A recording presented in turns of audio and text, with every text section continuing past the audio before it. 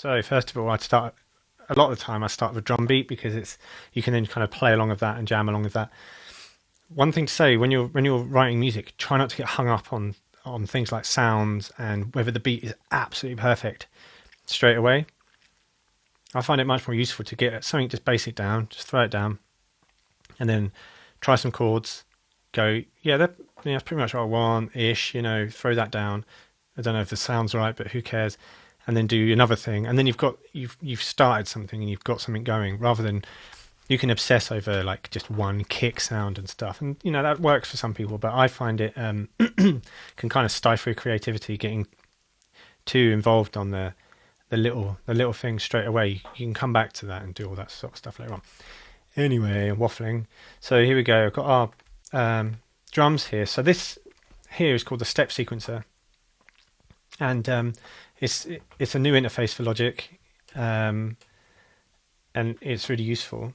So if you make something like make a channel where you've got some drums going on, so here I'm using the Drum Machine Designer, which is this thing here. It has different things going on. Don't know if I won't playing them, but anyway. And let's just loop this first part. So this is really good for getting quick ideas down because you can just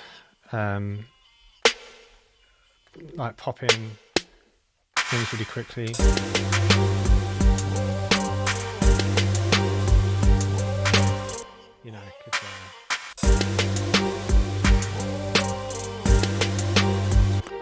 Yeah, so that sounds quite like that.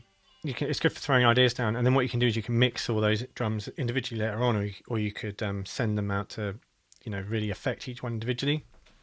But it's really good just having this little sequencer here to do that. And you can see I've got a kick drum at the top, which is there. Snare drums here. I've layered 2, which is like something that you do a lot when you write music. It's like layering sounds to give them more oomph and whatnot, or more crack, more high end.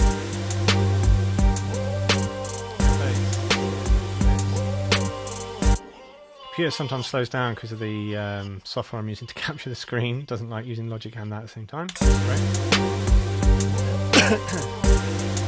Okay, cool. We've got the hi-hats down here. If you listen to the hi-hats, got that little kind of trap, like fast hi-hat little rattles going on. That's this note repeat thing here. If you choose that and I select that, you can see it's got these lines here. So you can select that and put them on. I've got them on 4. But you can put them on up to like, I think it's 16. So you get that kind of going on. So it plays whatever number in that one note value section. It plays like 5 or 6 or 7 or 8, whatever you want. So that's quite cool that you don't have to draw in lots of little notes in one spot, which is what I was doing before. Okay, cool. So that's our beat, and then I've just changed it a little bit as you go through. So there's an extra bass drum in that bar. It's the same as the first one, and then the 4th bar, put in some extra bass drums here. Let's have a little listen to that.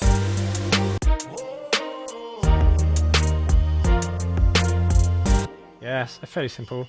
And at the end of the phrase here, at the end of the hook that I've done,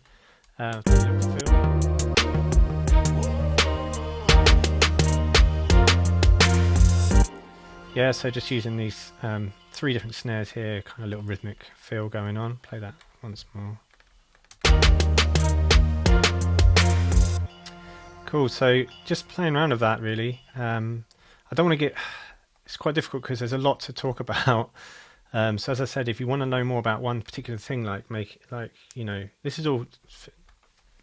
Like I've tried to keep this as fairly basic as I can whilst making it sound alright as well. So if there's something you want to know about, like more about the drums or how you do this or how you do that or how you pick chords or whatever, then yeah, let's try and get some feedback going on.